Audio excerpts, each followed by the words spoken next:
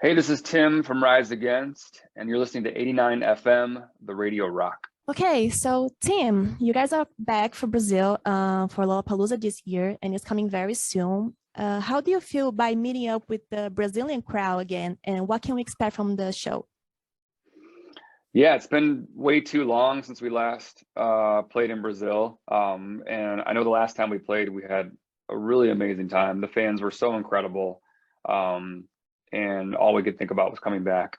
And so now that it's been so many years, I'm sure we have some older fans, we have some new fans that have never seen us before, and so we're really looking forward to bringing the show down there. You know, we're a different band probably than we were 5 years ago, and I'm excited to play some of these songs for the crowds.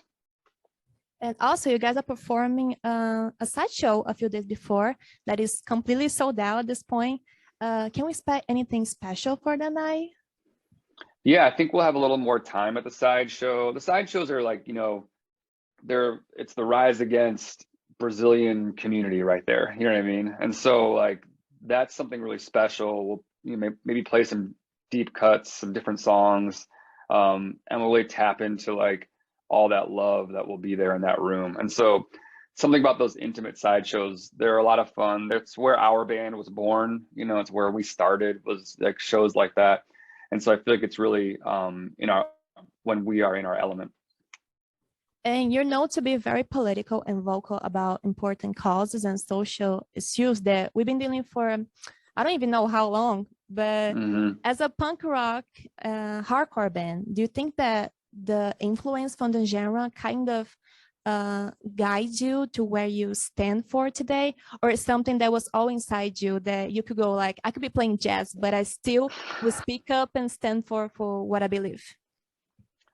That's a good question. Like, yeah, what came first, the chicken or the egg? Like we came from a punk and hardcore world that was always about challenging the establishment and challenging preconceptions, and kind of putting, you know, water where the fire is, you know, and so coming from that world, that's what always interested me in music. So I guess to answer your question, I'm not sure I would be doing music if it wasn't for that political element to it. That's what made me really interested in it. I always loved music, but what made me want to be a part of it was when I saw bands that were able to fuse like politics and music together, you know, and then it became this really powerful vehicle for a message.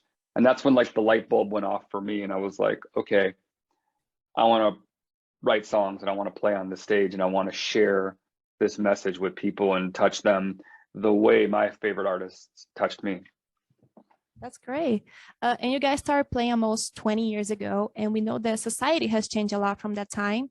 Do you think it was easier to be political before, or now is the perfect time? Considering there's like new bands that are coming up and are going the same direction, having kind of like you guys from influence. Right. Yeah, I think it's more, let's see, how do I put this? There was a time when we started in punk and hardcore where the scene and the people we played for, a lot of times we were all on the same team. You know what I mean? Like everybody kind of shared the same beliefs. And so in that way, it was easy, but it was almost like easy in a way that it shouldn't be easy. You know what I mean? You shouldn't just be talking to people who you agree with. You should be talking to people that disagree with you, you know? And so now I think we live in a world, and Rise Against lives in a world and plays shows for people who have many different perspectives. And so it's more challenging, but it's more fun in a way. It's more exciting to kind of know that your message is not just reaching people who agree with you, but it's also reaching people who don't agree with you, you know? And so it's, you know, it can be polarizing to mix politics with your music, but that's who we are as a band. It's part of our DNA. It's why I think people value us, you know? And so it's something that we're always going to do. And, you know, I encourage bands to do that, because if it's in you, like, don't push it down, you know, don't hold back, you know. If it's not in you, then, you know, do whatever you do. But like, you know, don't censor yourself if you have something to say. That's awesome. And you guys are touring with Blink-182 next year, which is awesome. And unfortunately not in Brazil, but how did you settle this up and what can you anticipate it from it? Yeah, we're doing the Australian leg of the Blink tour in 2024. Yeah, we've known the Blink guys for a long time. You know, we've played shows with them in the past. They come from some pretty humble beginnings in the punk world as well.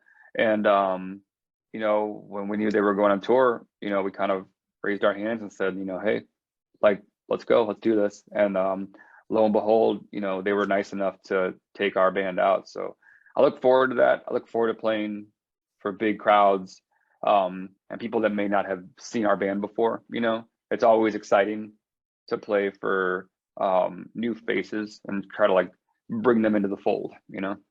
And this collab also linked me to another cool thing coming up, which is the When We Were Young festival. And a lot of the bands that are playing never really left as you guys, but having them all together kind of feels like it's a bigger revival to the scene, right? And what are your thoughts on the public reception? And you think that is the main thing that shows that punk rock is stronger than ever? Yeah, it's pretty exciting. I heard about the last When We Were Young festival, and it went really well and people came out, and I look forward to being a part of this one. It was a really cool scene, you know, even 20-15 years ago that we were a part of. There were a lot of like really fun bands that were happening. I feel very lucky to still be playing and that we kept going. And it'll be fun to see some of the bands that kind of have reunited and come out of the woodwork. You know, it'll be kind of a family reunion, I'm sure, to get out there. It'll probably be similar to like what the old Warped Tour days were when we used to spend time on the road with a lot of our friends. So, and I'm just excited that people still really care about that music. You know, that's pretty cool.